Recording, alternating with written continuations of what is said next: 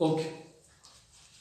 Now related to the refractive index, let us have an example that light enters from air to glass having refractive index 1.50. What is the speed of light in the glass? So we wanted to calculate the speed of light in glass. Clear? They have given us the refractive index. Now it's a very simple that velocity, so refractive index is given that mu is equal to what 1.5. Light enters from air. So air means what formula we can use? Obviously, when light enters from the air, absolute refractive index, which is mu is equals to what C by V. Now we wanted to calculate V. So then V is equals to what? V is equals to what? C by V.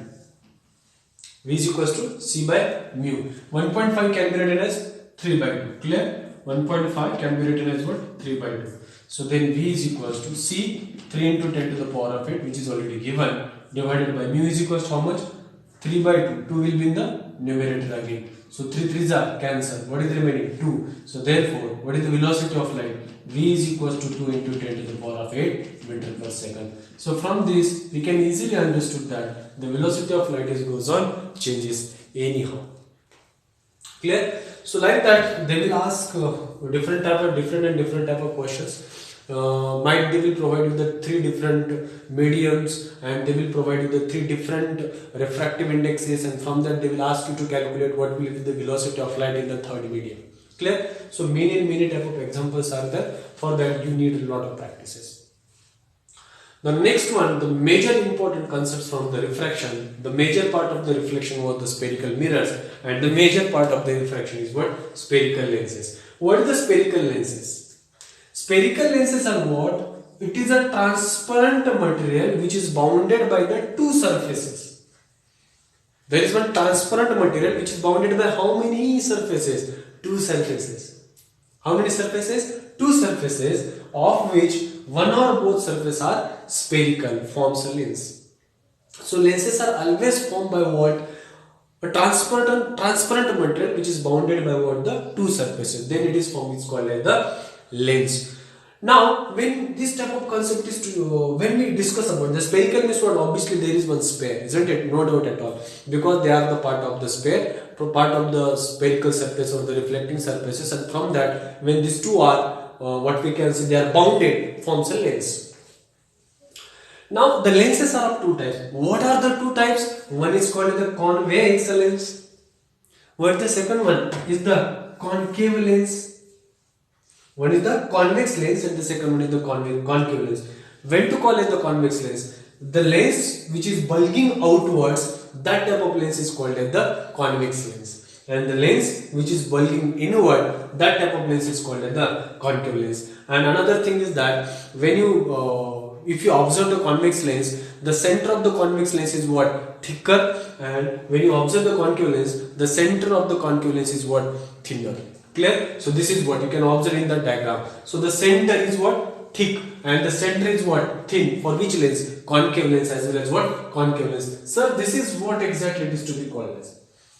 Clear? Now, when we are discussing about all these things, when we are convex lens as well as the concave lens, obviously same, although it has to be noted some of the important points. It has to be noted some of the important points. Now, obviously there is one principal axis through that.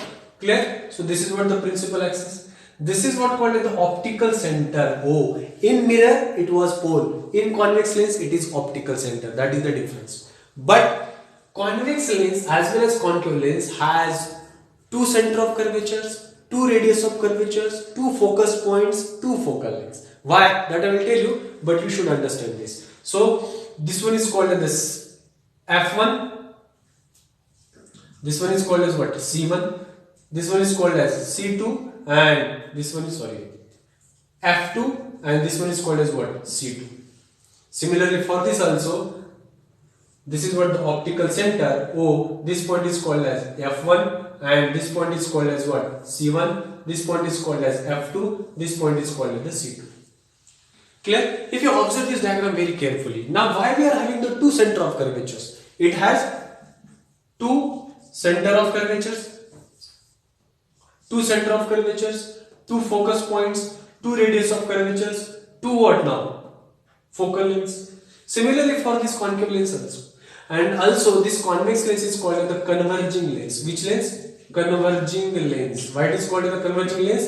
It is going to be converge light. And guess for the concave, it is diverging lens.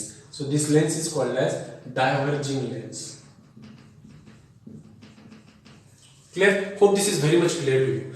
Which means that now let us discuss why it has two center of curvature, two focus point, radius of curvature and focal length.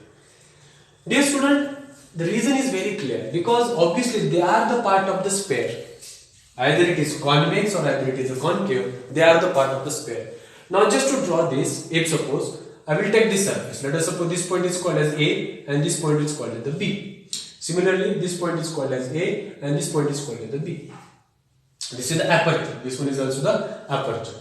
Now, to draw this, if suppose there are two lenses are there like that. Clear? This is what.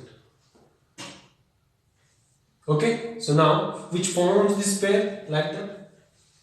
And obviously, another one is here. Clear? Which forms the sphere from this side. Now, the center of this one, the center of curvature for this one will be what? To this side, that is the C1. And the center of curvature for this side is what? C2. Is what? C2. This is what. Clear? This is the one example which I just wanted to show you in case of the convex lens as well as what the concave lens. मतलब इस reflecting surface का जो center of curvature होगा वो C1 होगा और इस reflecting surface का जो सेंटर ऑफ कर्वेचर होगा क्या होगा? C2 होगा. सिमिलरली अगर मैं इसकी डायग्राम ड्रॉ करूं, कौन सा? This is what. Clear? For the concave lens. So this is what. If you are remembering, this is what. Which part?